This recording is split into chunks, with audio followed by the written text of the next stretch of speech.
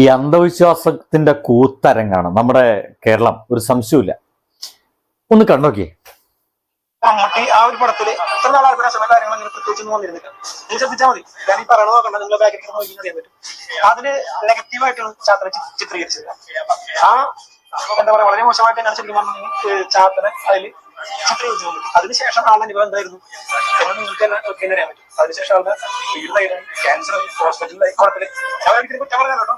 എന്റെ സുഹൃത്തുക്കളെ, എത്ര ഭംഗിയായിട്ട് ഈ ചെങ്ങാതി ഏതാന്ന് എനിക്കറിയില്ല. ഇനി വല്ല ജ്യോതിഷിയാണോ, ഈ കണിയാനാണോ, ഈ സംഗീതത്തിലൊക്കെ കവടി മറ്റൊക്കെ നിരത്തിയിട്ട് മറ്റുള്ള ഫലം പറയാൻ നിൽക്കുന്ന ഏത് പഹനാന്ന് എനിക്കൊരു പിടുത്തമില്ലേ. എന്തൊക്കെയല്ലേ എന്റെ പൊന്നു സുഹൃത്തുക്കളെ, നിങ്ങൾ ഇമാതിരി അന്തപ്പ് തരങ്ങൾ, ഇമാതിരി പൊട്ടത്തരങ്ങൾ ഈ സോഷ്യൽ മീഡിയയിൽ വന്നിട്ട് ഇങ്ങനെ പറയരുത്. നമ്മുടെ സമൂഹം വളരെയധികം വലുതായിരിക്കുന്നു. 2025 സയന്റിഫിക് തോട്ടൊക്കെ അത്യാവശ്യം നമ്മുടെ ജനങ്ങൾക്കിടയിൽ ഉണ്ടെന്നേ. അപ്പൊ ഇതിനിടയ്ക്ക് നമ്മുടെ മമ്മൂക്ക എന്ന് പറയുന്ന മനുഷ്യൻ ഒരു ചാത്തൻ വേഷം ചെയ്തതിന്റെ ഭാഗമായിട്ടാണ് അദ്ദേഹത്തിന് അസുഖം വന്നേ, അദ്ദേഹത്തിന് ഹോസ്പിറ്റൽ ആവേണ്ടി വന്നത് എന്നൊക്കെ പറയുമ്പോൾ അതൊക്കെ വിശ്വസിക്കാൻ മാത്രം പൊട്ടന്മാരാണോ ഈ ചുറ്റുമുള്ളത്? അല്ലെങ്കിൽ ഇത്തരം ആളുകളുടെയൊക്കെ ഇന്റർവ്യൂ എടുക്കുന്ന ആളുകളൊക്കെ സമയം തൊട്ടു മുമ്പിൽ ഇങ്ങനെ ചിരിക്കാതെ കുത്തിരിക്കേണ്ടെന്ന് ആലോചിക്കുന്നത്. എന്റെ പൊന്നു സുഹൃത്തെ, താങ്കൾ അറിയാൻ വേണ്ടിയിട്ടാണ്. താങ്കൾ എങ്ങനെ വിമർശിക്കുമ്പോൾ എന്തുകൊണ്ട് വിമർശിക്കുന്നു എന്നുകൂടി പറയേണ്ട ഒരു ഉത്തരവാദിത്തം എനിക്കുണ്ട് എന്നതിനാൽ മാത്രം പറയാണ്.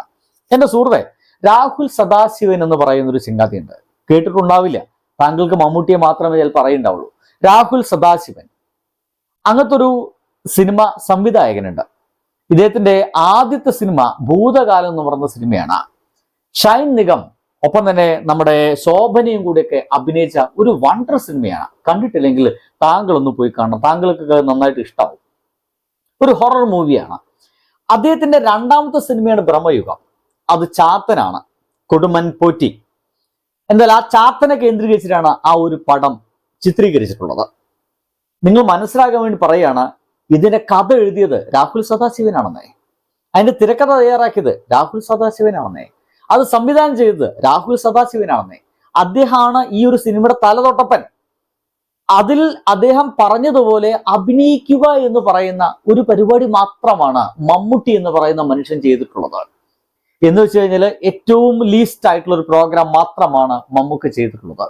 ഇത് ഉണ്ടാക്കിയ ആളുകൾക്ക് പ്രശ്നമില്ല, അത് എഴുതിയ ആൾക്ക് പ്രശ്നമില്ല, അത് തിരക്കഥ എഴുതിയ ആൾക്ക് പ്രശ്നമില്ല, ഈ കഥ ഉണ്ടാക്കിയതും തിരക്കഥ എഴുതിയ ആൾക്കൾക്ക് പ്രശ്നമില്ല, അത് സംവിധാനം ചെയ്ത സിനിമയുടെ ഏറ്റവും എന്താ പറയുക മുകളിൽ നിൽക്കുന്ന മനുഷ്യൻ എന്ന് പറയുന്ന സംവിധായകനും കുഴപ്പമില്ല. പിന്നെ അതിൽ അഭിനയിച്ച മമ്മൂക്കയ്ക്കാണ് പ്രശ്നം. നിങ്ങൾ എന്ത് വങ്കത്തരമാണ് ഈ വിളിച്ചു പറഞ്ഞുകൊണ്ടിരിക്കുന്നത്? ഇതൊക്കെ കേൾക്കുവാനും നിങ്ങളൊക്കെ ആശംസിക്കാനും നിങ്ങൾക്കൊക്കെ അവാർഡ് തരാനും നിങ്ങളൊക്കെ ഇന്റർവ്യൂ ചെയ്യാനും ഈ നാട്ടിലെ ആളുകൾ ഉണ്ട് എന്നുള്ളതാണ് ഈ ഒരു പുതിയ ലോകത്തിന്റെ, ഈ ഒരു പുതിയ കാലഘട്ടത്തിന്റെ പരാജയം കേട്ടോ. താങ്കളെപ്പോലുള്ളവരെ പ്രോത്സാഹിപ്പിക്കുന്നതാണ്. ഇതേപോലെ വേറൊരു ചങ്ങാതി കൂടി ഒരു കാവി വസ്ത്രം, ചുവപ്പ് വസ്ത്രം അണിഞ്ഞ് ചാത്തന്റെ വേഷം ചെയ്തു കഴിഞ്ഞാൽ മമ്മൂട്ടി മരിച്ചു ഇതിന് തുല്യമായിട്ട് പോകും, മരണത്തിന് തുല്യമായിട്ട് പോകും, ജഡാവസ്ഥയിലാകും എന്നീ പറഞ്ഞ വർത്തമാനങ്ങളും നമ്മുടെ നാട്ടിൽ പറഞ്ഞിരുന്നു കേട്ടോ. ഇയാള് എന്തായാലും ഈ ഒരു ചെറുപ്പക്കാരൻ നല്ല അസലായിട്ട് ഒരു നല്ല കുറിയൊക്കെ ഇട്ടിട്ട് സംസാരിക്കുന്ന ചെറുപ്പക്കാരൻ ഇവിടെ നിർത്തുന്നില്ല കേട്ടോ. അദ്ദേഹത്തിന്റെ സംസാരം ഭയങ്കര ഇൻട്രസ്റ്റിംഗ് ആണ്, മുഴുവൻ കണ്ടോക്കണം. മമ്മൂട്ടി ആ ഒരു പടത്തില് ഇത്ര നാളായിട്ട് കാര്യങ്ങൾ അങ്ങനെ പ്രത്യേകിച്ചൊന്നും വന്നിരുന്നില്ല. നിങ്ങൾ ശ്രദ്ധിച്ചാൽ മതി. ഞാൻ ഈ പറയണത് നോക്കണ്ട, നിങ്ങളുടെ ബാക്കിൽ നോക്കി അറിയാൻ പറ്റും.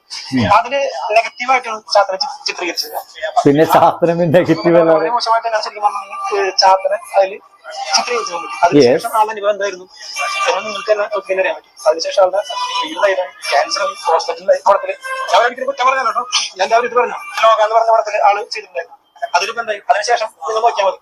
അത് കഴിഞ്ഞ് റിലീസ് ചെയ്ത കാര്യങ്ങൾ കഴിഞ്ഞ് കുറച്ചാണ് കഴിഞ്ഞപ്പോൾ എന്തായി? ആളെ വീട്ടിൽ റൈഡായി, ആളുടെ 12 സ്ഥാപനങ്ങളിലും കണ്ട റൈഡും കാര്യങ്ങളും വണ്ടികളൊക്കെ പിടിച്ചെങ്കിലും.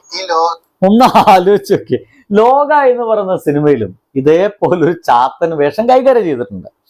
ലോക സിനിമയുടെ ഇതേ പറഞ്ഞ അതിന് പണം ഇറക്കിയ ഒരു മനുഷ്യൻ എന്ന് പറയുന്നത്, അത് വിതരണം ചെയ്യാനൊക്കെ തയ്യാറുള്ളത് വേഫർ ഫിലിംസാണ്. നമുക്കറിയാം മമ്മൂക്കയുടെ മോനാണ്, ദുൽഖർ സൽമാനാണ്. അതിൽ ചാത്തന്റെ വേഷം തന്നെയാണെന്ന് തോന്നുന്നു നമ്മുടെ മമ്മൂക്കയും കൈകാര്യം ചെയ്യുന്നതൊക്കെ കേൾക്കുന്നുണ്ട്. എന്തൊക്കെയായാലും ലോക നമ്മുടെ ഒരു ചാത്തൻ വേഷം അല്ലെങ്കിൽ ചാത്തൻ കഥാപാത്രത്തിന് അതിൽ ചർച്ച ചെയ്യുന്നത് നമ്മുടെ കള്ളിയങ്കാട്ടു നീലി എന്ന് പറയുന്ന നമ്മുടെ എന്താണ് ഐതിഹ്യ കഥകളിലൊക്കെ ഉള്ള ആ കള്ളിയങ്കാട്ടു നീലിയാണ് ഇതിൽ കഥാപാത്രങ്ങളൊക്കെ വരുന്നത്.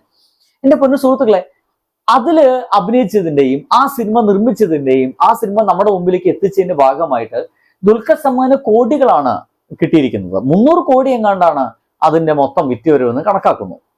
എന്തൊക്കെയായാലും അങ്ങനെ ഒരു സിനിമ എടുത്തതിന്റെ ഭാഗമായിട്ടാണ് അത്രേ എന്റെ പൊന്നു സുഹൃത്തുക്കളെ ദുൽഖറിന്റെ വീട്ടിൽ ഇപ്പൊ ഈ അന്വേഷണങ്ങളൊക്കെ വന്നത്, ഇ ഡി ഒക്കെ വന്നത്.